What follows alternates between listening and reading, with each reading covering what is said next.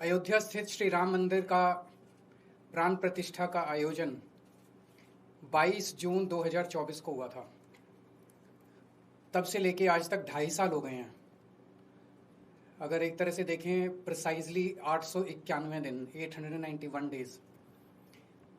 इन 2.5 साल में यानी कि श्री राम मंदिर बनने के बाद से देश के नंबर 2 गृह मंत्री श्री अमित शाह जी राम मंदिर में एक बार भी श्री राम के चरणों में अपना मत्था टेकने के लिए नहीं गए हैं। इन 2.5 साल में अमित शाह जी एक बार भी राम मंदिर नहीं गए हैं। कुछ दिन पहले कुछ लोगों ने आके मुझे ये बताया था, मुझे यकीन नहीं हुआ। सबसे ज्यादा भगवान राम के नाम का दुरुपयोग करने वाले लोग जब से राम मंदिर बना, राम मंदिर में रामचंद्र जी के दर्शन करने नहीं गए। मैंने कहा ऐसे कैसे हो सकता है। फिर मैंने नेट पे चेक किया, चैट जीपीटी, परप्लेक्सिटी, ये वो सब जगह चेक किया। सब जगह से आया कि there is no record of his visit to Ram Mandir. फिर मैंने पत्रकारों, यूपी के कई पत्रकारों को फोन किया। उन्होंने अपने अपने रिकॉर्ड चेक करके बताए। उन्होंने कहा ये बात सही है कि वो राम मंदिर नहीं गए हैं। फिर मैंने अमित शाह जी की टाइमलाइन पे जाके देखा कि अगर वो गए होते तो कहीं तस्वीर होती, कहीं कुछ ना कुछ होता। वो राम मंदिर नहीं गए।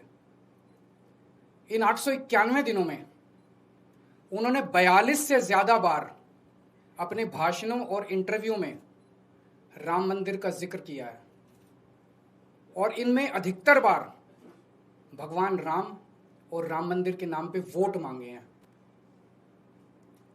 वोट मांगने का टाइम है, भगवान राम के नाम पे वोट मांगने का टाइम है, लेकिन भगवान राम के चरणों में आशीर्वाद लेने जाने का टाइम नहीं है। तो मैं आज अमित शाह जी से 5 प्रश्न पूछना चाहता हूं। आप राम मंदिर क्यों नहीं गए? ये मैं नहीं पूछ रहा, ये देश की जनता पूछना चाहती है। आप राम मंदिर क्यों नहीं गए? दूसरा प्रश्न, क्या आपका भगवान राम के दर्शन करने को मन नहीं करता? तीसरा प्रश्न, क्या आपका राम मंदिर जाने को मन नहीं करता? चौथा प्रश्न, क्या आपको भगवान राम के आशीर्वाद की जरूरत है? और 5वां और सबसे अहम प्रश्न, क्या आप रामचंद्र जी को भगवान मानते हैं? ये लोग भगवान रामचंद्र जी को भगवान मानते ही नहीं है। अगर भगवान मानते ये लोग तो कभी चढ़ावे की चोरी नहीं करते, भगवान के सामने दिए हुए दान की चोरी नहीं करते कभी ये लोग। उनको डर लगता अंदर से कि अगर हमने चोरी कर दी तो भगवान देख रहे हैं, भगवान तो सर्वव्यापी हैं, भगवान देख रहे हैं, चोरी देख रहे हैं, हमें महापाप लगेगा, हमारा भविष्य खराब हो जाएगा, आने वाली जिंदगियां खराब हो जाएंगी, ये जिंदगी खराब हो जाएगी। इनको डर लगता, लेकिन इनको कोई डर नहीं है, खुलेआम चोरी कर रहे हैं। तो अगर ये राम को भगवान मानते तो कभी चोरी नहीं करते। ये तो राम को भगवान मानते ही नहीं है।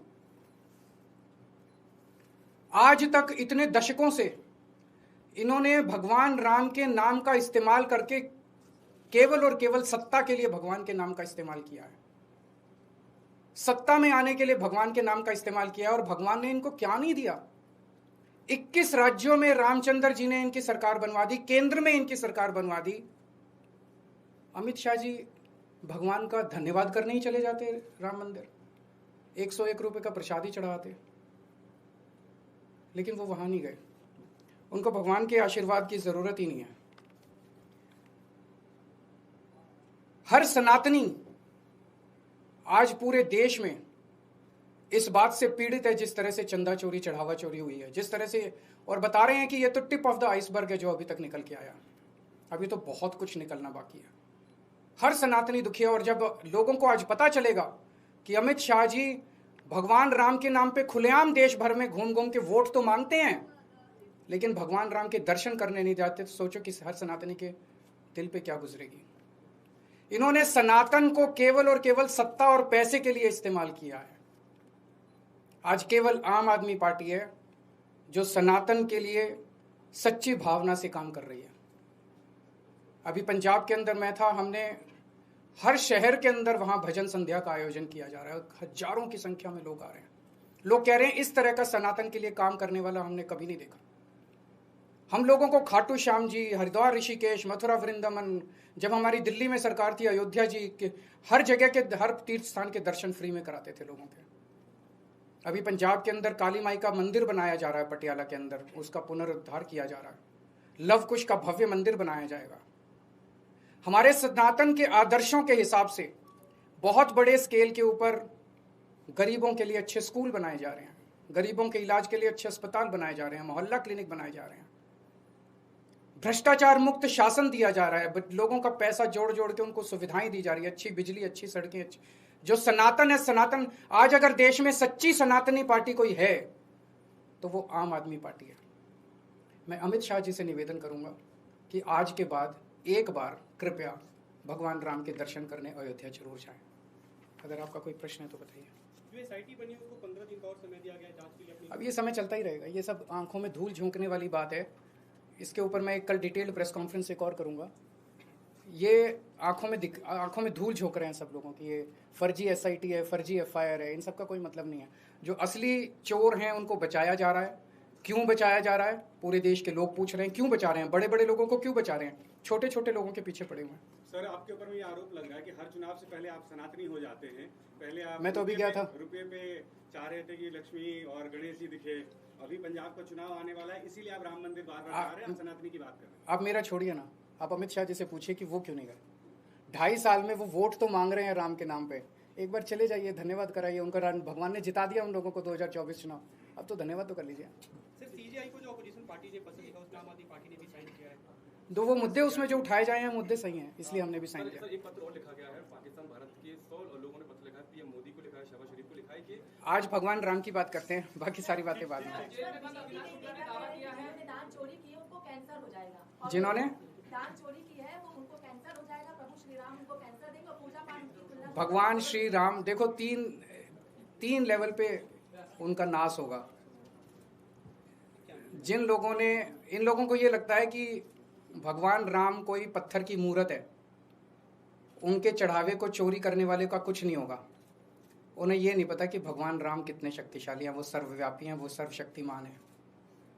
वो जो इनको दंड देने वाले हैं, इन्होंने कभी जिंदगी में भी नहीं सोचा होगा।